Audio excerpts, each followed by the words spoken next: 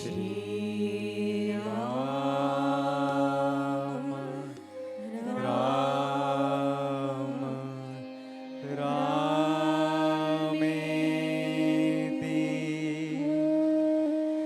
रमे रामे मनोरमे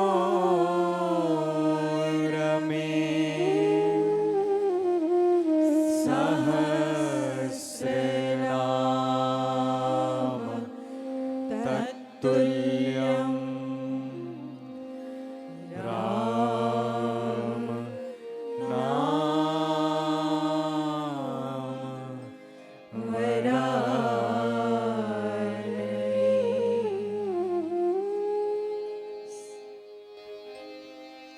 राम राम जय राजा राम, राम राम जय सीताराम, राम राम जय राजा राम, राम जय सीताराम, राम राम जय राजा राम, राम राम जय सीताराम, राम राम जय राजा राम, राम राम जय सीताराम।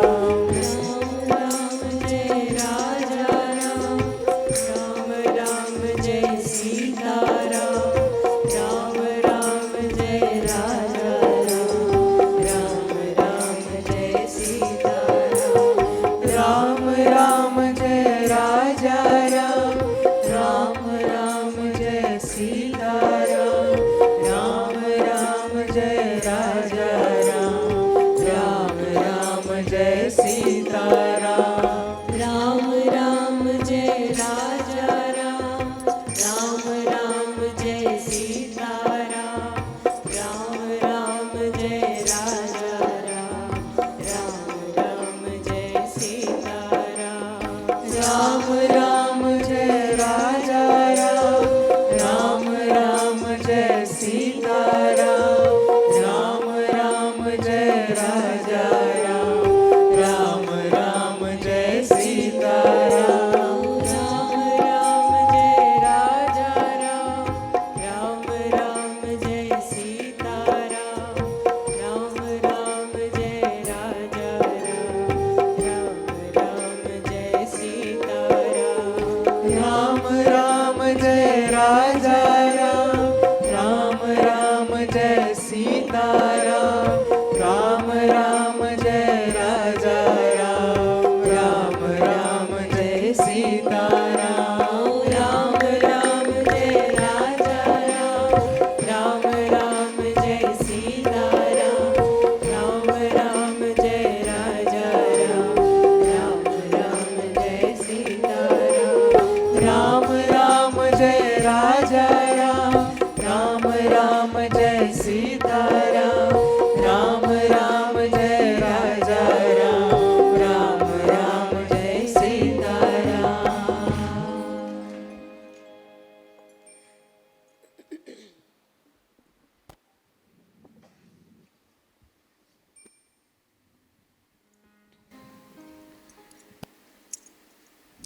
अब तक के प्रसंग में हम लोग ये चर्चा कर रहे थे कि गोस्वामी जी ने अपनी रामचरितमानस में अन्य रामायण के तुलना में प्रभु रामचंद्र के स्वभाव पक्ष पर प्राथमिकता दी है। मूल में प्रभु राम के स्वभाव पक्ष को रखा है, अन्य रामायण में प्रभु राम के प्रभाव पक्ष को रखा गया। और जैसा कि आप लोगों को बतलाया गया, किसी व्यक्ति का प्रभाव उसकी महिमा को दर्शाता है। वो कितना महिमावान है, कितना बड़ा है, जिससे सामने वाला प्रभावित होता है, झुक भी जाता है लेकिन प्रभाव पक्ष से आप झुका सकते हैं सामने वाले व्यक्ति को, लेकिन जहां प्रेम करने की बात होती है, सामने वाला प्रभाव से झुक सकता है, प्रभाव से प्रेम नहीं कर सकता। प्रेम के लिए स्वभाव का पता लगाया जाता है कि ये प्रभावशाली व्यक्ति जो है, इसका स्वभाव क्या है। यदि स्वभाव हमें वैसा लगता है जो समीप जाने के अनुसार है, कड़ा नहीं है, तो हम समीप जाते हैं, उससे प्रेम करते हैं। तुलसीदास जी ने अपने राम को ऐसे ही प्रस्तुत किया है कि मेरे राम का प्रभाव पक्ष तो है ही, वो धीर गंभीर हैं, वो मर्यादा पुरुषोत्तम हैं, बड़ी बड़ी महिमा है उनकी, लेकिन उनकी महिमा को देखकर मैं तो घबरा जाऊंगा, डर जाऊंगा, प्यार कैसे करूंगा। इसीलिए मैं तो मेरे उस राम को जानता हूं जिनका स्वभाव पक्ष है वो परम उदार है, परम दयालु हैं, पतित पावन हैं। इसीलिए मुझे उनके निकट जाने में कोई संकोच नहीं होता। वो मेरे अपने आत्मा से भी अधिक प्रिय है। बड़े से बड़ा अपराध कर लो, वो तो यही कहते हैं कि मेरे पास आने में कैसा संकोच, आजा।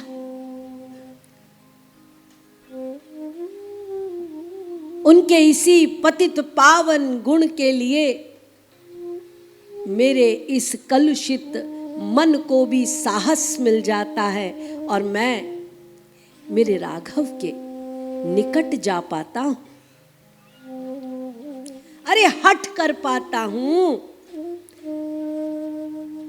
उन्हें हट करके मना भी लेता हूं। तो गोसाई जी ने रामायण रामचरितमानस में स्वभाव पक्ष रखा है प्रभु का, और फिर सौंदर्य की परिभाषा करते हुए आप लोगों को मैंने बताया कि हम सब लोग जगत में सुंदरता बाहर की देखते हैं, इंद्रियों की देखते हैं, लेकिन हमारे महान ऋषि मुनियों ने सुंदरता की परिभाषा अंतरंग बतलाई। और तुलसीदास जी ने तो यहां तक कह दिया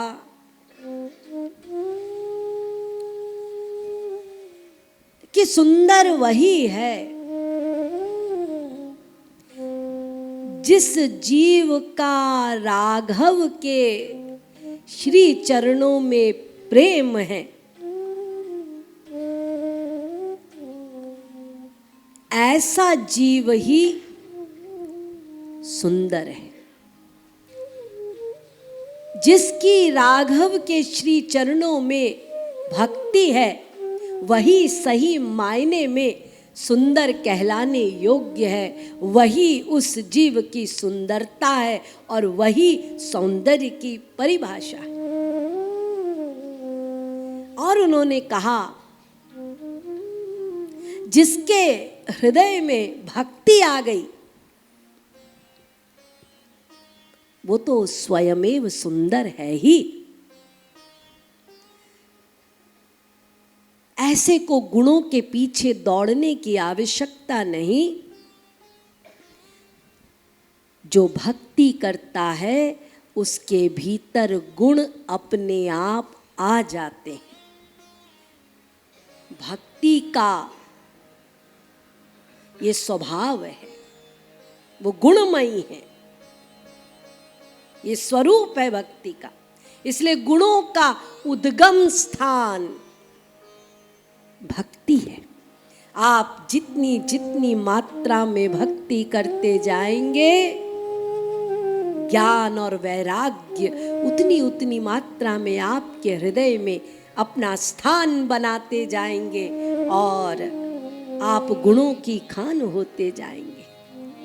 इसीलिए गोसाई कहते हैं, सुंदर वही है जो भक्ति करता है, जिस व्यक्ति के हृदय में भक्ति है।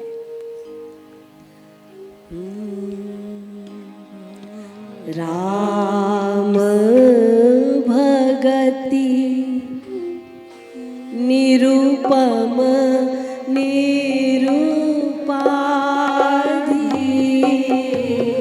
राम भगति निरुपम निरुपाधि,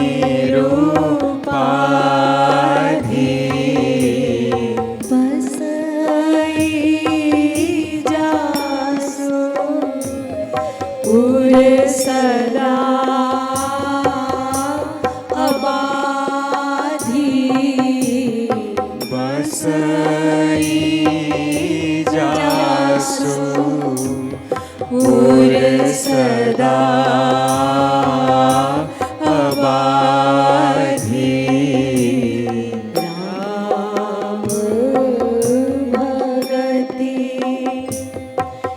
मनियुर बस जाके, राम भगति मनियुर बस जाके, दुख लालेस ना सपने ताके, दुख लवलेस ना सपने हूँ ताके, सो सब करम धर्म मिटी जाए, सो सुख करम धर्म जरी जाओ, सो सब करम धर्म जरी जाओ, सो सुख करम धर्म जरी जाओ, जाना राम पद पंकज भाव, जहाना राम पद पंकज भाव। गोसाई जी कहते हैं, ऐसा कर्म धर्म किसी काम का नहीं। आप कर्मकांड करते हैं, कर्तव्यों का पालन करते हैं, कर्म धर्म का पालन करते हैं। गोसाई कहते हैं, सो सब कर्म धर्म जरी जाओ, समाप्त हो जाए, नष्ट हो जाए, यदि वो कर्म धर्म आपको राम की ओर नहीं ले जाता। आप केवल कर्म धर्म करते हैं लेकिन राम को भूले बैठे, तो ऐसा कर्म धर्म बेकार। आगे बोलो। धर्म परायण सोई कुल त्राता, धर्म परायण सोई सोई कुल त्राता। धर्मपरायण किसको बोलेंगे? अपने कुल को रोशन करने वाला किसको कहेंगे? राम वरन जाकर मन राता। राम वरन जाकर मन राता। सोई कबीर कोविद रणधीरा। सोई कबीर कोविद सोई रणधीरा। जो छल छाड़ी भजई रघुवीरा। जो छल छाड़ी भजई रघुवीरा।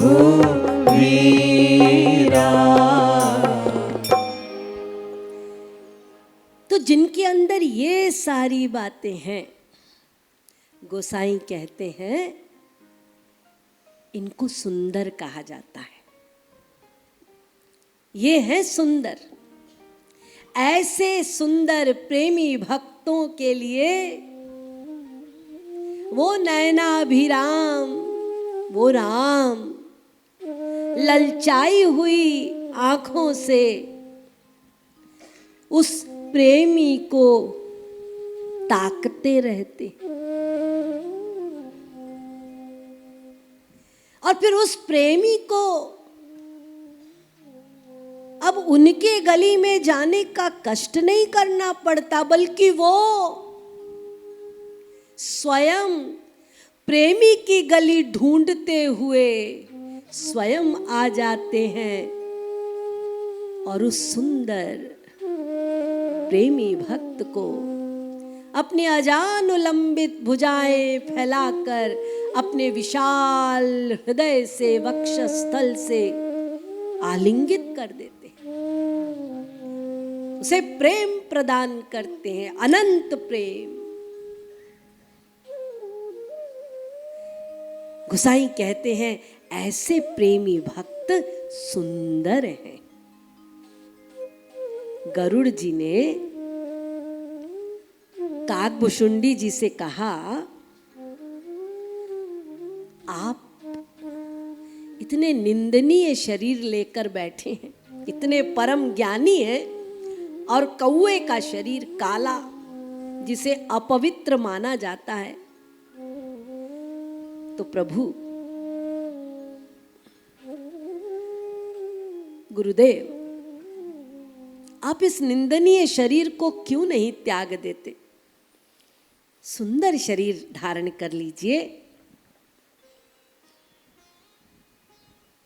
काकभुशुंडी जी ने कहा, नहीं रे गरुड़, मुझे अपने इसी शरीर से बड़ा प्रेम है, क्योंकि इसी शरीर से मुझे राम मिले, इसलिए ये शरीर मेरा बड़ा प्यारा है, मैं इस शरीर को कभी नहीं त्यागूंगा। और रही बात सुंदरता और अपवित्रता की, तो शरीर का सौंदर्य कोई सौंदर्य है। फिर काकभुशुंडी जी ने कहा, सुंदर किसको कहते हैं, सुंदर शरीर किसका होता है, सोई पावन सोई सुभग शरीरा। सोई पावन सोई सुभग शरीरा। जो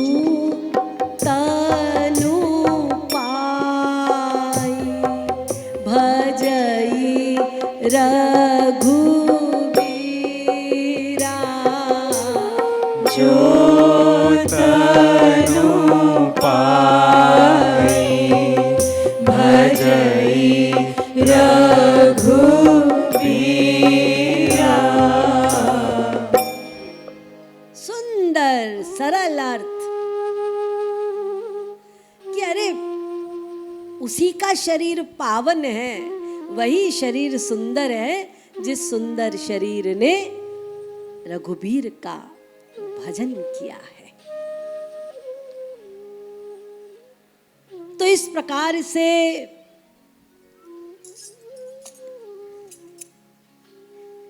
सौंदर्य की परिभाषा गोस्वामी जी भक्ति के द्वारा कर रहे हैं। जिसके हृदय में भक्ति है, जिसका मन श्री युगल चरणों में अनुरक्त है, ऐसा प्रेमी भक्त ही सुंदर है।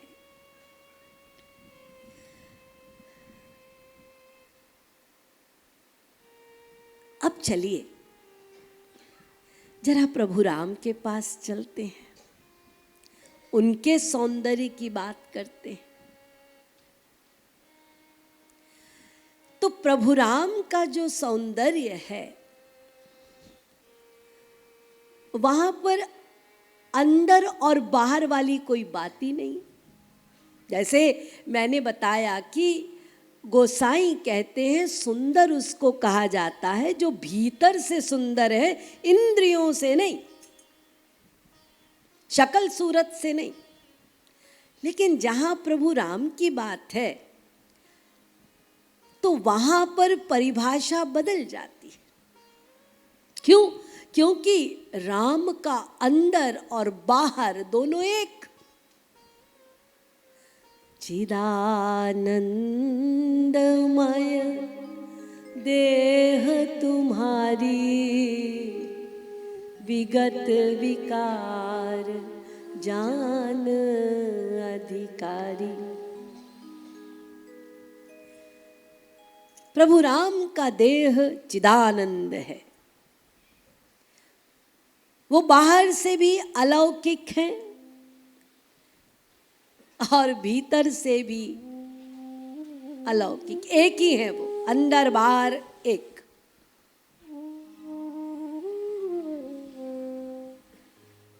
वो स्वयं सौंदर्य है, यूं कह लीजिए, वो स्वयं सौंदर्य है। जब प्रभु राम ये श्याम और गौर राजकुमार दोनों विश्वामित्र जी के साथ जनकपुर में, जनकपुर की बीथियों में, जनकपुर के रास्ते से जा रहे थे तो पता है क्या हुआ? जितने जनकपुर के थे ना, सब अपने भवनों के झरोखों पर आकर खड़े हो गए। ये राम, ये श्याम और गौर को देखने के लिए। और सबके हृदय में अनुराग का रंग उमड़ पड़ा, सब अनुरागी हो गए हृदय से, सबका मन पिघलने लगा। सब एक टक देख रहे हैं दोनों को। इतने में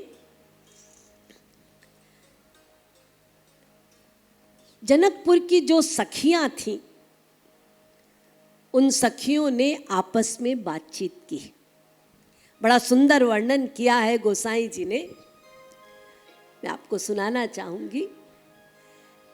एक सखी ने दूसरी सखी से कहा, जनकपुर की सखियां जानकी जी की हैं, तो एक सखी दूसरी सखी से कह रही है,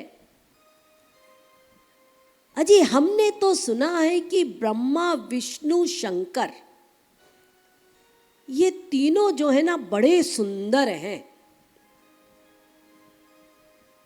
तो दूसरी सखी कहती है, चुप, क्या बात करती है, वो कैसे सुंदर हो सकते हैं? तो वर्णन करती है, विष्णु चारि भुज विधि मुख चारि।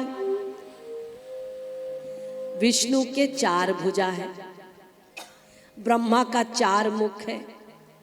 विष्णु चारि भुज विधि मुख चारि, विकट भेष मुख पंचपुरारी।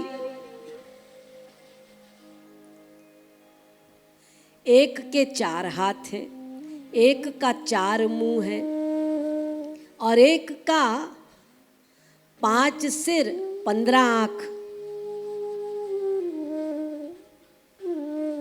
अरे एक 5 उंगलियों में छठी उंगली हो जाती है तो वो हाथ लोग छिपाते हैं, असुंदर लगता है। यहाँ तो 4 भुजा, क्या कहती है सखी तू, वो कोई सुंदर है? 4 भुजा, 4 मुंह, 15 आंखें, ये कोई सुंदर है? अरे मेरा मन तो इनकी ओर खिंचा जा रहा है। ये जो श्याम वर्ण के जा रहे हैं, ये कौन है? बड़े सुंदर है, बहुत सुंदर। सब एक ही बात कह रहे हैं, बड़े सुंदर है, बड़े सुंदर है। अरे कोई सुंदर होता है तो जरूरी नहीं कि सबको सुंदर लगता है, लेकिन ये राम ऐसे हैं, स्त्री हो पुरुष हो कोई हो, ये सबके हृदय को लूट रहे हैं, चुरा के ले जा रहे हैं। सब ठगे से ठगे रह गए प्रभु राम को देखकर। अब इन देवताओं में खबर फैली, अरे धरा पर कोई मानव इतना सुंदर हो सकता है क्या कि हम देवताओं से भी अधिक सुंदर हो गया? ऐसे कैसे हो सकता है? बिल्कुल नहीं। अरे बड़ी चर्चा सुन रहे हैं हम, जनकपुर में कोई राम आए हैं, कोई मानव तो इतना सुंदर नहीं हो सकता। तो लगता है ये ब्रह्म है, ये भगवान ही है। तो सबने डिसाइड किया चलो उनका दर्शन कराते हैं। और जनकपुर में स्थिति क्या है? कामाभिराम, नयनाभिराम, कमल दल लोचन, कोटि कंदर्प राम। दूल्हे के रूप में अश्व पर बैठे हैं और अश्व को चलाते हुए आ रहे हैं। और ये जितने देवता हैं सब सज धज के आए हैं। शंकर जी, ब्रह्मा जी, कार्तिकेय और विष्णु रमा जी के साथ सब सज वज के आए हैं, देखने के लिए कि कोई मानव है या सच में भगवान है। हमसे सुंदर कौन हो सकता है? और जब सबसे पहले शंकर जी ने प्रभु राम को देखा, देखते ही क्या हुआ? 5 मुख में जो 2 नेत्र, 5 दूनी 10 नेत्र एक साथ राम रस को पी रहे हैं, थके नहीं, छक के पिया, छक के पिया, अघाते नहीं नेत्र। अब ये जो तीसरे नेत्र हैं, इनमें तो दाहक शक्ति है, ये कामदेव को भस्म कर दिया था। शंकर जी ने कहा चुपचाप बैठो, खुलना नहीं, केवल 10 से पिएंगे। लेकिन वो तीसरा नेत्र चुप कैसे बैठ सकता है? वो खुल गया, 5 नेत्र खुल गए। लेकिन भुवन मोहन की मोहिनी छवि को देखकर वो सारी दाहकता शीतलता में बदल गई।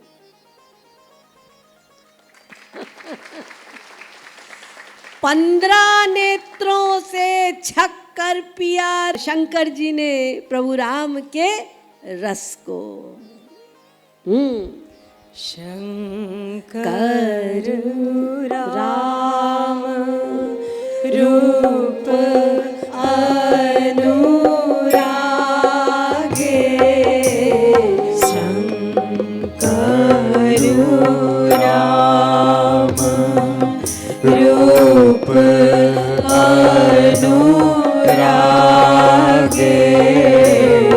नयन पंचदश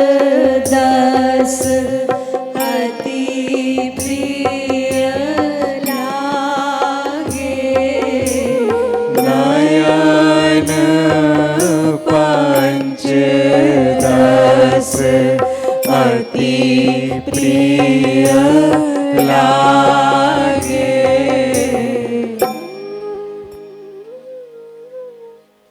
शंकर जी कह रहे हैं भले ही मेरा विकट भेष हो, मुझे परवाह नहीं है, मैं तो 15 नेत्रों से पी रहा हूं, मुझे पीने दो। इतने में ब्रह्मा जी आए। ब्रह्मा जी ने देखा प्रभु राम को, अरे समुद्र प्रेम का उमड़ पड़ा। हे मेरे प्रभु, मेरे राघव, मेरे राम। तुलसीदास जी कहते हैं चतुर्मुख ब्रह्मा ने 8 आंखों से पिया। 8 आंखों से पी पी कर तुरंत उनका ध्यान शंकर जी की ओर चला गया, तो उदास हो गए। काश मेरे भी 15 आंखें होती, मैं भी पीता, लेकिन मैं तो 8 से ही पी पा रहा हूं। निरखी राम छवि विधि हर शाने, निरखी राम छवि विधि हर शाने। 8 नयन जाई पछताए। 8 नयन जानी पछताए।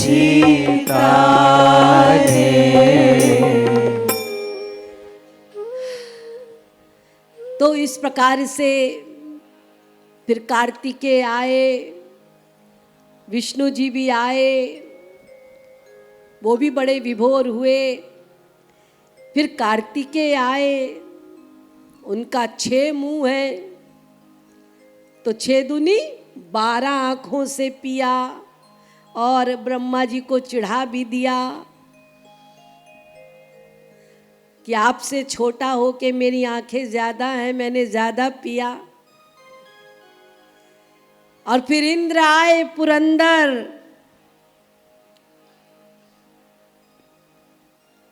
आज पुरंदर बताया था ना आपको कल, पुरंदर के सहस्र आंखें हैं, पूरे शरीर में आंख ही आंख है पुरंदर के, इंद्र के। तो आज इंद्र मानो काबू में ही नहीं है, बेकाबू हो गए और मन ही मन कहने लगे, माना कि मुझसे भूल हुई, लेकिन आज महर्षि गौतम की कृपा से मुझ अपराधी को सहस्र नेत्रों से प्रभु राम के रस का पान करने का आनंद प्राप्त हो रहा है। ये मुझ अकिंचन में तो पर तो गौतम ऋषि ने श्राप नहीं अनुग्रह किया है।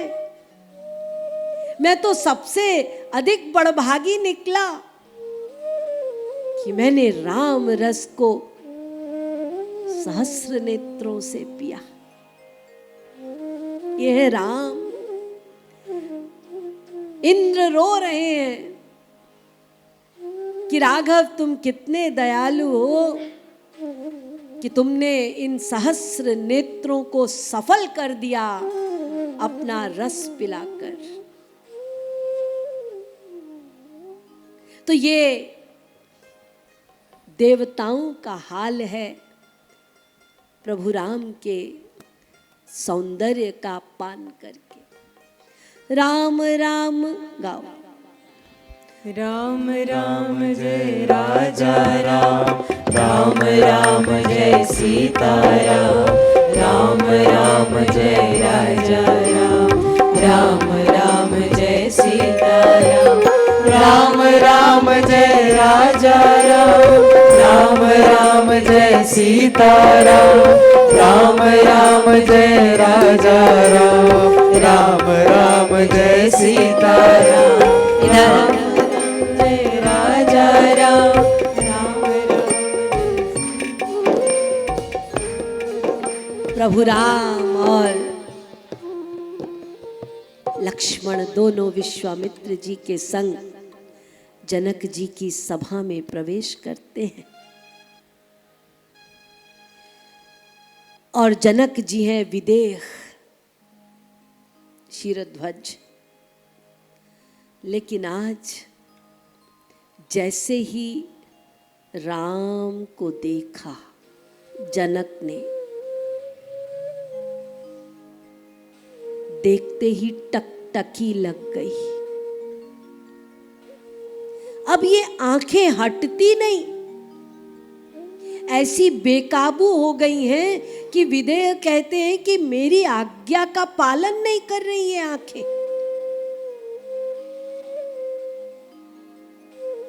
मेरा मन कभी पिघल नहीं सकता, मैं विदेह हूं, लेकिन मुझे आज ये क्या हो गया है।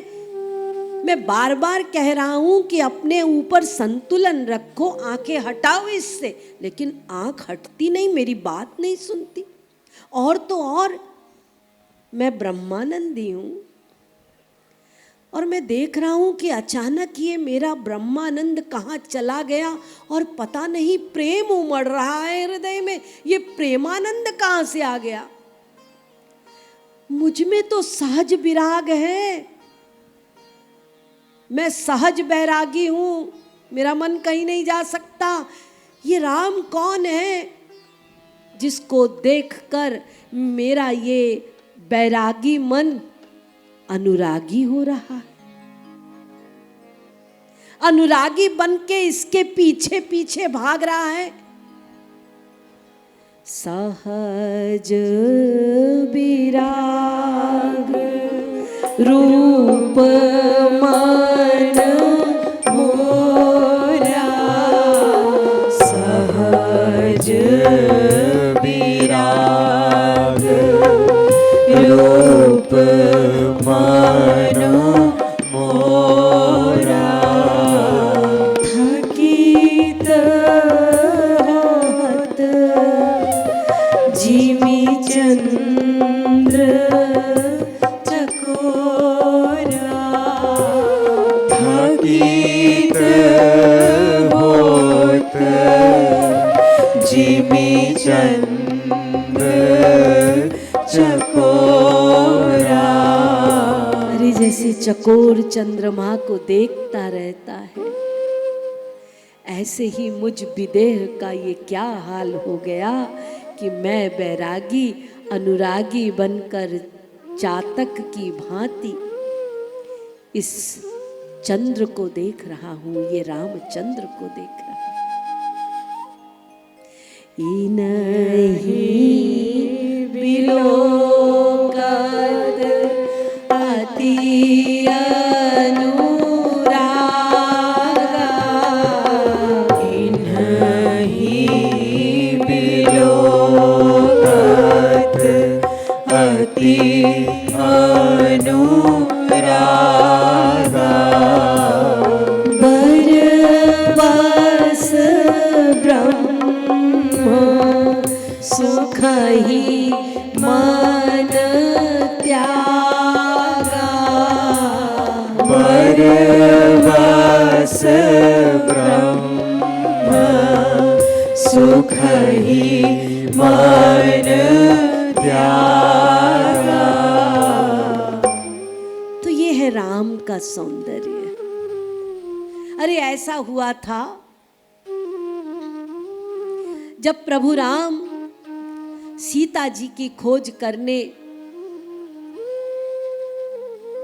जाने लगे तो समुद्र के किनारे खड़े थे सारी वानर सेना, सब जामवंत आदि, सबने परिश्रम करके पुल तैयार कर लिया था।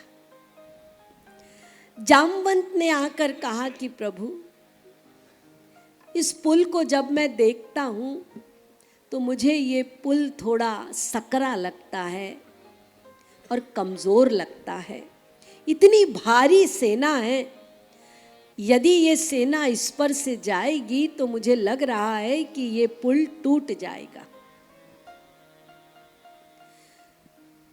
तो प्रभु राम ने कहा, अच्छा जामवंत, मैं एक काम करता हूं। राघव नील सरोरहु, नीलमणि जाकर उस पुल पर खड़े हो गए बीचों बीच। जैसे ही उस पुल पर खड़े हुए तो समुद्र में जितने जलचर थे वो सारे जलचर सब बाहर आ गए, समुद्र के ऊपर प्रकट हो गए और इतने जलचर कि सब एक के ऊपर लद गए। अब समुद्र विशाल है, उसमें कितने जलचर होंगे कि वो लद लद के एक भारी पुल बन गया और सब लद कर क्या रहे थे? जितने जलचर थे सबकी आंखें राम की तरफ थी, क्योंकि सब राम की सुंदरता को, राघव को, इस सुंदर राघव को देखने के लिए समुद्र को छोड़कर बाहर आ गए थे।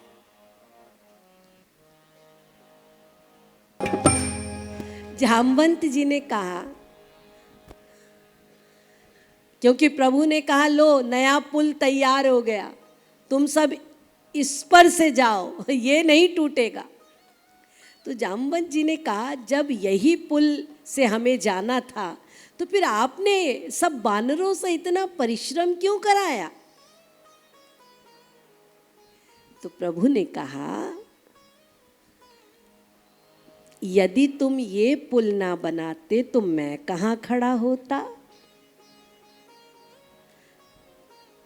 मुझे इन सबको बुलाने हेतु आधार तो तुम लोगों ने ही प्रदान किया है।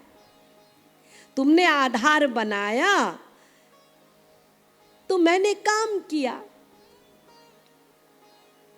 ईश्वर सब कुछ करने को तैयार है भाई।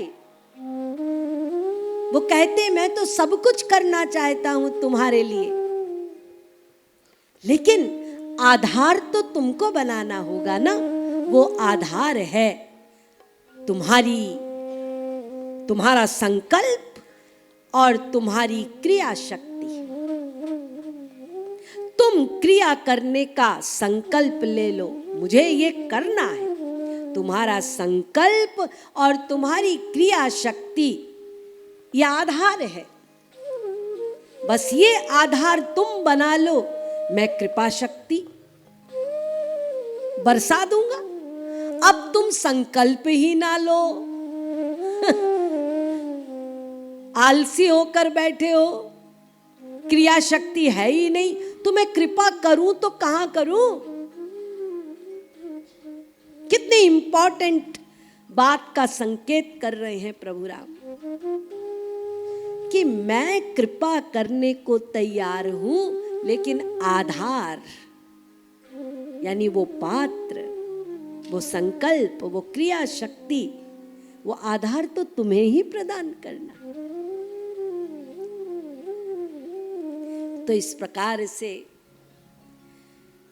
गोसाई जी हमारे सौंदर्य और असली सौंदर्य, भक्ति और फिर प्रभु के सौंदर्य का वर्णन करते हैं।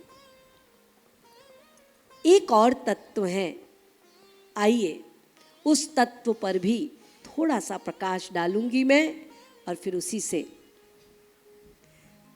समाप्त करूंगी।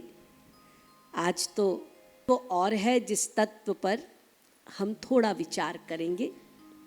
राम सिया राम सिया राम जय जय राम, राम सिया राम जय जय राम, राम सिया राम जय जय राम। शेष सहस्र शीस जग कारण, जो अवतरे भूमि भयहारण, राम सिया राम जय जय राम, राम सिया राम जय जय राम। बंदौ लक्ष्मण पद जल जाता, शीतल सुभग भगत सुखदाता, राम सिया राम जय जय राम, राम सिया राम जय जय राम, राम रघुपति कीरति विमल पताका, दय समान भयहु जस जाका, राम सिया राम जय जय राम, राम सिया राम जय जय राम, राम सिया राम जय जय राम, राम सिया राम जय जय राम। गोस्वामी जी नमन करते हैं, एक ऐसे तत्व की वंदना करते हैं और कहते हैं शेष सहस्र शीस जग कारण, जो अवतरे भूमि भय टारन।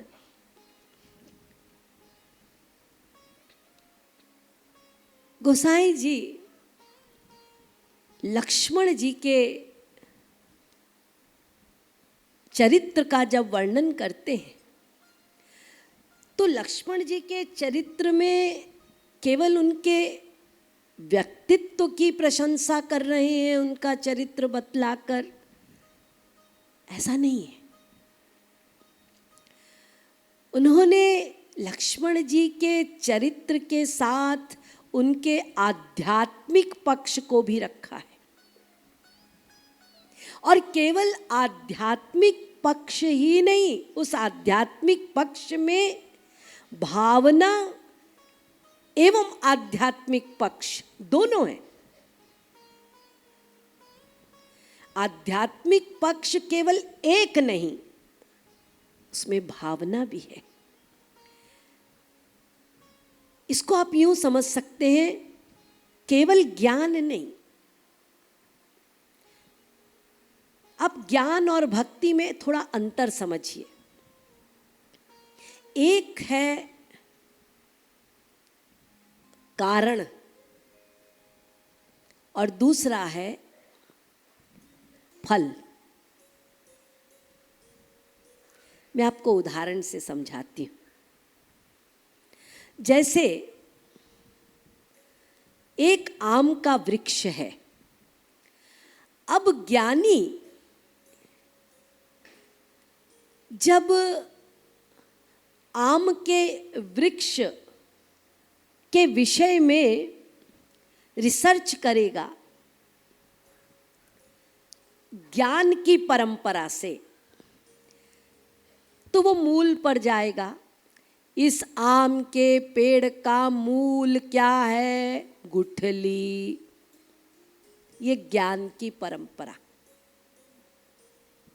कि ये आम का वृक्ष, इसका मूल रीजन गुठली है। गुठली से फिर ये अंकुरित हुआ, फिर पौधा बना, फिर वृक्ष बना। तो ये ज्ञान जो होता है वो कारण पे जाता है, मूल पे जाता है। ये ज्ञान की परंपरा। लेकिन भक्ति की परंपरा क्या है? भक्ति की परंपरा परिणाम पे जाती है, यानी आम के फल पे जाएगी। अब जिसने मूल को खोजा है, जिसने केवल मूल को खोजा है, कारण को खोजा है, जिसने केवल गुठली को ही जाना है, वो सिर्फ गुठली को ही जानेगा। जबकि मैं आपको बताना चाहती हूँ कि कारण और परिणाम, फल, दोनों में मूल ही है। अर्थात गुठली आप लगाते हैं, वृक्ष बनता है, फल होता है, फल के बाद अंत में क्या रह जाता है? गुठली, है ना? तो गुठली ही कारण है, मूल, और अंत में परिणाम, फल, वहाँ भी गुठली है। लेकिन दोनों में अंतर क्या है? अंतर ये है कि जो ज्ञान से केवल गुठली की खोज कर रहा था, उसने केवल गुठली को ही जाना। लेकिन जिसने भक्ति से फल की खोज की, परिणाम की खोज की, उसने गुठली को तो जाना ही, उसने रस को भी जाना।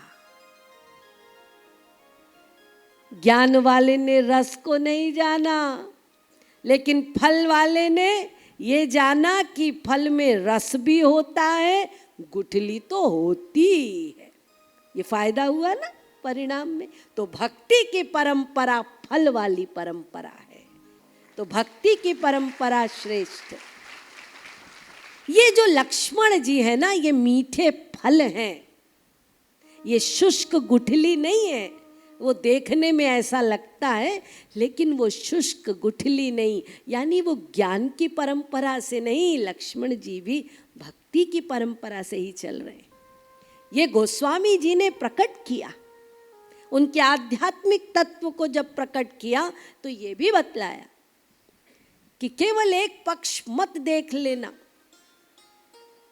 तो गोस्वामी जी ने वर्णन किया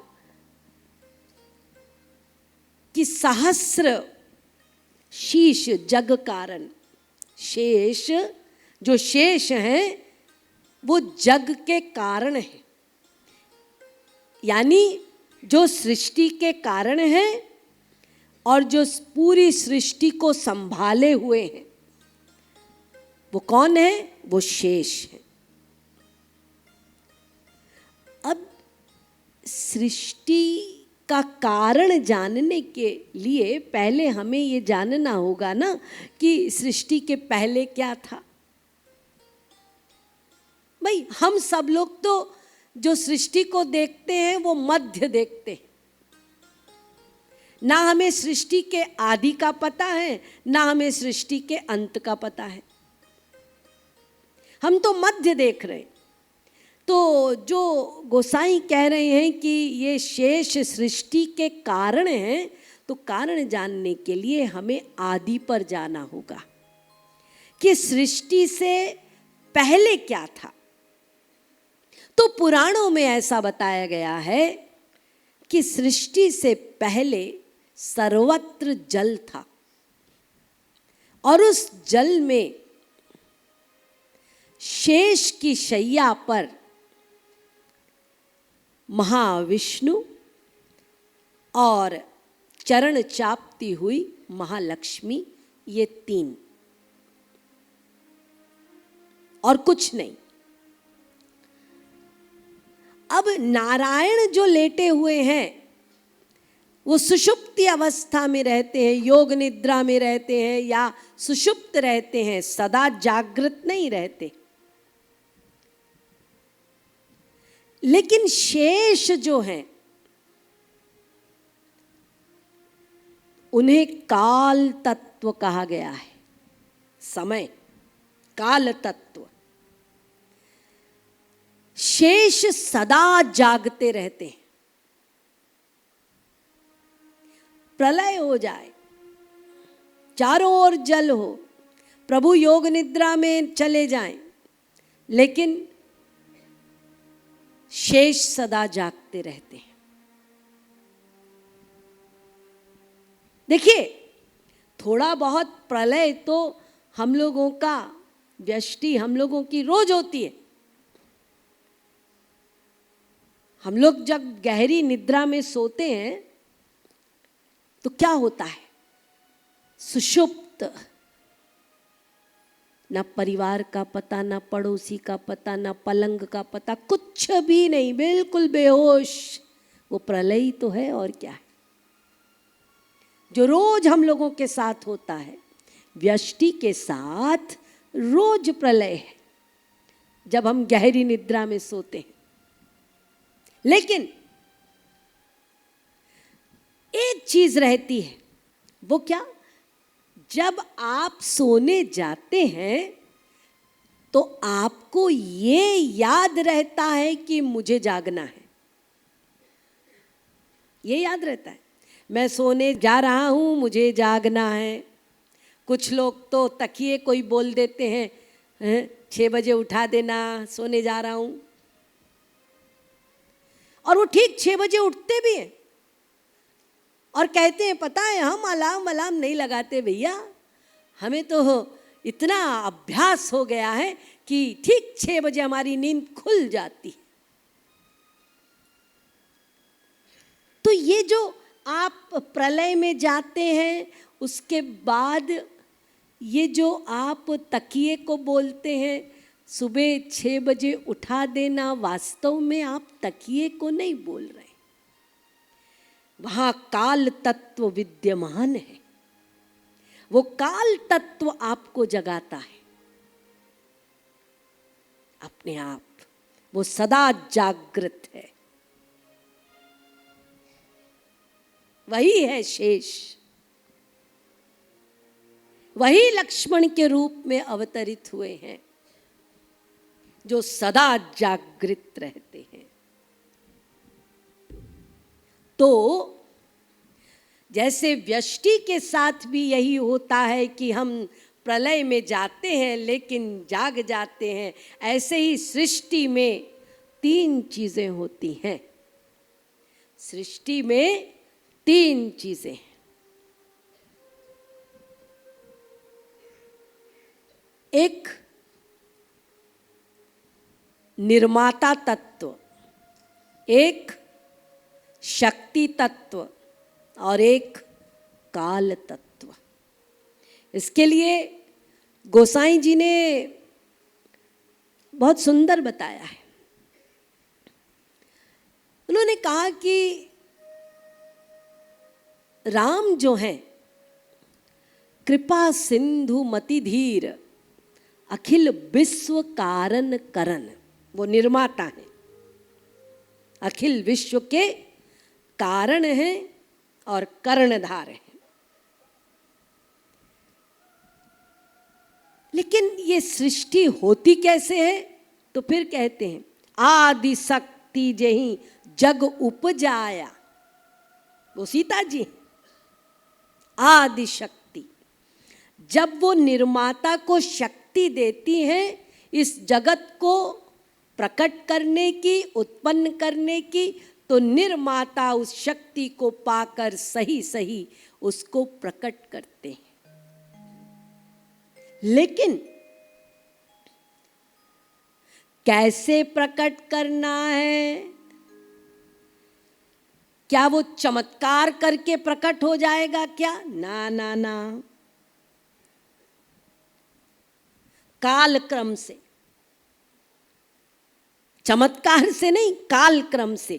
आज गुठली लगाई तो ऐसा नहीं कि वो चमत्कार क्रम हो जाएगा कि तुरंत वृक्ष हो गया और फल लगने लगे ना। गुठली लगी है, काल क्रम से विस्तार होगा, अंकुर फूटेगा, फिर पौधा बनेगा, फिर वृक्ष बनेगा, फिर ये कालक्रम का विस्तार। तो तीनों शक्ति, निर्माता, कारण और करण, शक्तिमान, और इन दोनों के मध्य कालक्रम, काल तत्व, शेष। ये तीन तत्व सदा रहते हैं सृष्टि में। यही तीन तत्व हैं, वही शेष है। शेष का मतलब होता है बचा हुआ, जो कभी खत्म नहीं होता। शेष, बचा हुआ। तो ये लक्ष्मण जी का आध्यात्मिक स्वरूप है, लेकिन उनका भावनात्मक स्वरूप भी है। मैं डिटेल नहीं करूंगी, समय हो रहा है। तो उनका, लक्ष्मण जी का ये तो आध्यात्मिक स्वरूप। किसी ने गोस्वामी जी से पूछा कि ये राम और भरत एक साथ क्यों नहीं, राम लक्ष्मण क्यों एक साथ? क्योंकि देखिए, राम और भरत दोनों एक समान हैं, दिखने में भी एक समान, स्वभाव में भी एक समान। अब गोसाई कहते हैं, दो कुआं एक साथ खोद दो के कोई लाभ होगा? लेकिन एक कुआं और एक वृक्ष लगाओगे तो डबल लाभ है। क्या लाभ होगा? जबकि कुआं नीचे से फायदा देता है, वृक्ष तो ऊपर जाता है, लेकिन डबल फायदा क्या है? कुएं से प्यास बुझेगी, वृक्ष के नीचे छाया मिलेगी। तो गोसाई कहते हैं, ऐसे ही हैं राम और लखन। राम भरत दोनों कुआं हैं एक जैसे, विशेष लाभ नहीं होगा। लेकिन राम और लखन होंगे तो एक कुआं है और एक वृक्ष है, डबल फायदा। तो गोस्वामी जी से पूछा, फिर आपकी दृष्टि में सिया, राम और लखन तीनों आपकी दृष्टि में कैसे हैं? तो गोस्वामी जी कहते हैं, रामचंद्र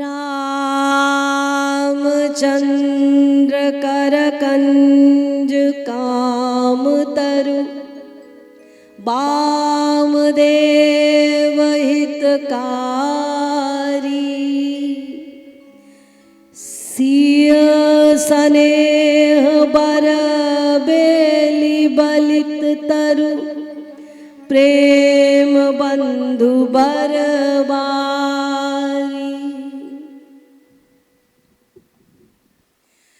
कहते हैं कि रामचंद्र कर कंज काम तरु, ये मेरे राम जो है ना, ये तो कल्प वृक्ष के समान है। करकंज, इनके अजानुलंबित भुजाएं, और ये स्वयं कल्प तरु के समान है। और सीता जी सिय स्नेह बर बेली बर, यदि वो कल्प वृक्ष हैं तो सियाजू उनमें लिपटी हुई करुणामयी कृपामयी लता के समान है। ये गोसाई कह रहे। तो वो कल्प तरु और ये कृपामयी लता, और लखन प्रेम बंधु बरबारी।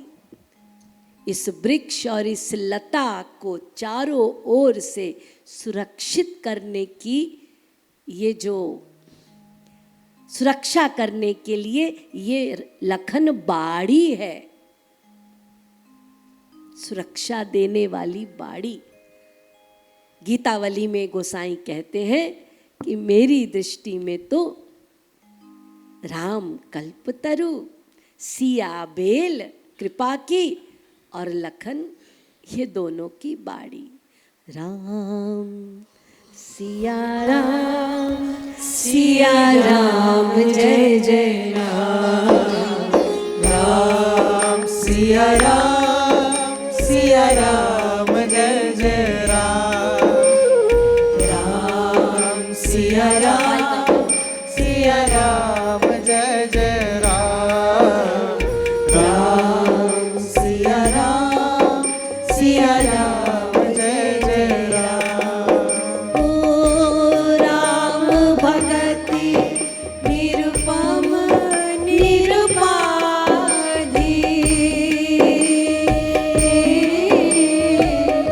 बसई जासु पुर सदा बाधी।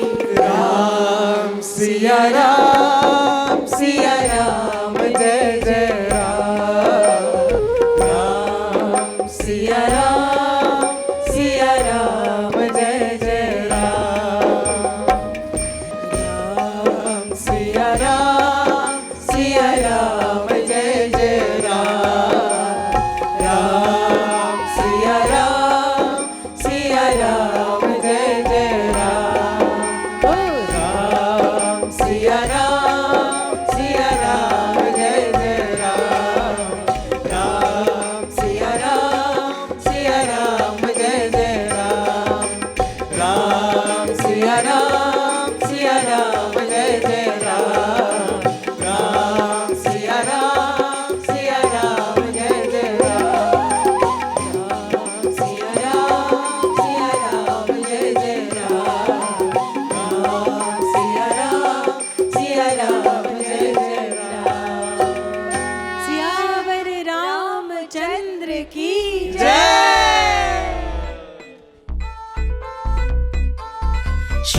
श्री राम जय जय राम। श्री राम जय जय राम।